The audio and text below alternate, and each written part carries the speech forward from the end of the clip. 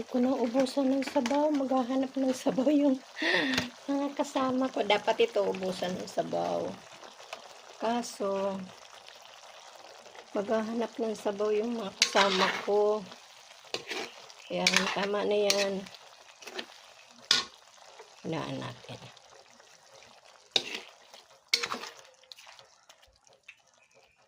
Maghahanap yan eh. May hilig sila sa nagsasabaw sa kanin. Bagay may init pa akong gulay doon. Ayan o, konti na lang yung sabaw. Lambot na malambot na yan.